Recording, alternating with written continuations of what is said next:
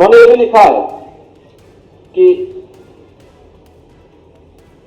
ऐसी उदारता, सहजता, सहनशीलता, विनम्रता और शालीनता गहरा आदर भाव पैदा करती है। यानी भारत के प्रति और सनातन धर्म के प्रति हर व्यक्ति के मन में यह जो भाव है, आपने देखा होगा 66 करोड़ 30 लाख से अधिक श्रद्धालु आते हैं और इन 45 दिनों में प्रयागराज हो, उत्तर प्रदेश हो, कहीं भी कोई लूट की घटना नहीं,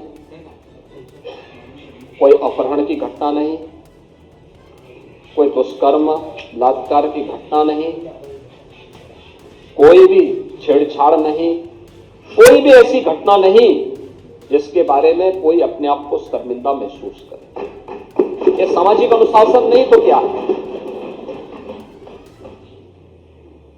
एक आत्मता का इससे अच्छा उदाहरण, जाति के भेद सारी सीमाएं टूट गई, कोई जाति का भेद नहीं, कोई पंथ का भेद नहीं, कोई संप्रदाय का भेद नहीं, कोई क्षेत्र का भेद नहीं, देश की सीमाओं को भी लांघने वाला, वसुधैव कुटुंबकम के भाव को जागृत करने वाला महाकुंभ एक नया संदेश दुनिया को दिया है। और अंत में श्री सुदेश पचौड़ी इस बात को भी लिखते हैं अपने आर्टिकल में कि क्या पता कि ऐसे ही निंदकों के प्रतिकार में इस महाकुंभ में इतने रिकॉर्ड तोड़ श्रद्धालु आए ताकि दुनिया जान ले कि समस्त हिंदू समाज एक है।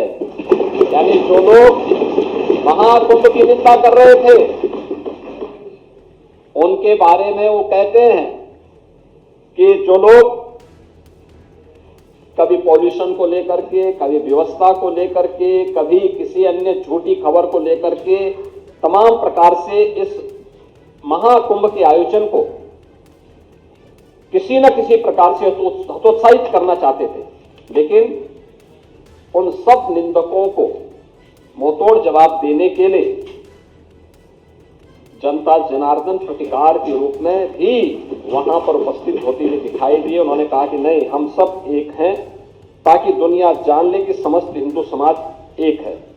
यही नहीं, महाकुंभ ने एक नया हिंदू विमर्श भी पैदा किया है कि हे पश्चिमी आधुनिकता, जिसे तूने दूषित किया वह अब भी हमारे लिए पवित्र है। याद करिए, जिस गंगा की पवित्रता और अविरलता के बारे में प्रश्न उठ रहा था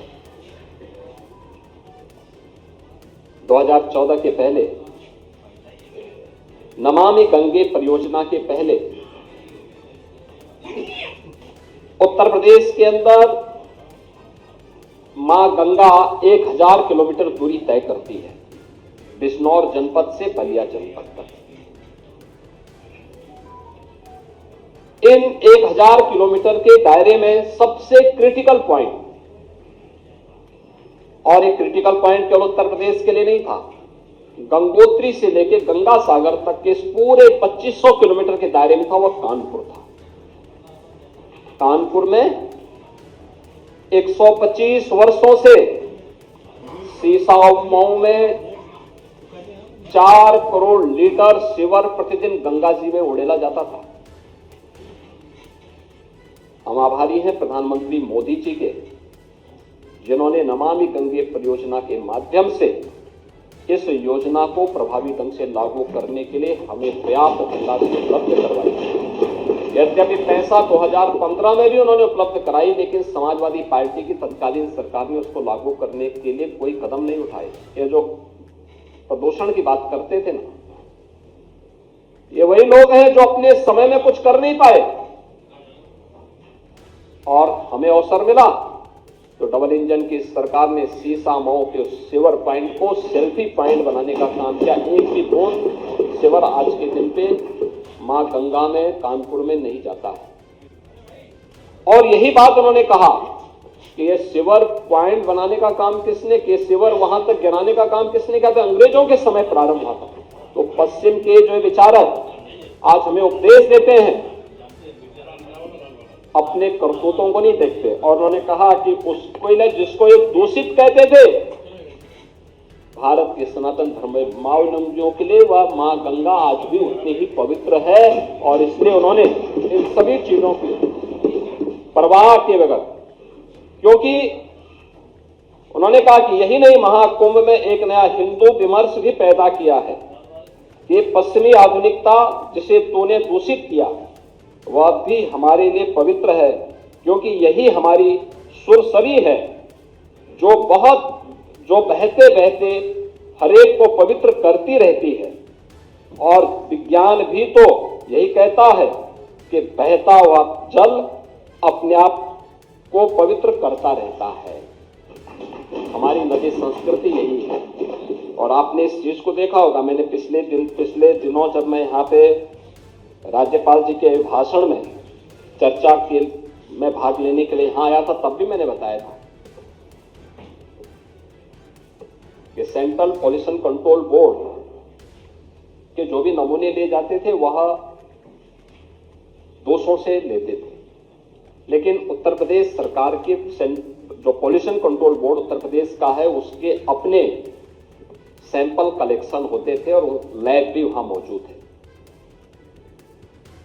हमने कोई आउटसोर्स नहीं किया, बल्कि स्वयं के मैन पावर से सारे सैंपल लेते थे। और हम लोग देखते थे कि जिन क्षेत्रों में, खासतौर पर आबादी वाले उन क्षेत्रों में जहां भैंस गाय नदी से इस पार से उस पार जाते हैं, और वहां पे जब भैंस गाय नदी में नहाते हैं तो वहां पे फीकल कोलिफॉर्म की मात्रा बढ़ती है।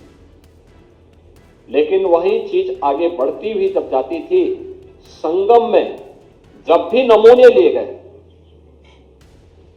तो नमूने बीओडी के, डीओ के या फीकल कोलिफॉर्म के हमेशा वह शुद्धता के सभी मानकों को पूरा करते हुए दिखाई दिए हैं। और हर सैंपल को जनवरी से लेकर के फरवरी तक हर सैंपल वहां पे पास हुआ है। ये चीजें क्या दिखाती हैं कि हमारी मां गंगा या हमारी नदी संस्कृति हमेशा अपनी शुद्धता का ध्यान भी स्वयं रखती है, क्योंकि वही तो हमारी जीविका का आधार भी है और हमारे जीवन का आधार भी है।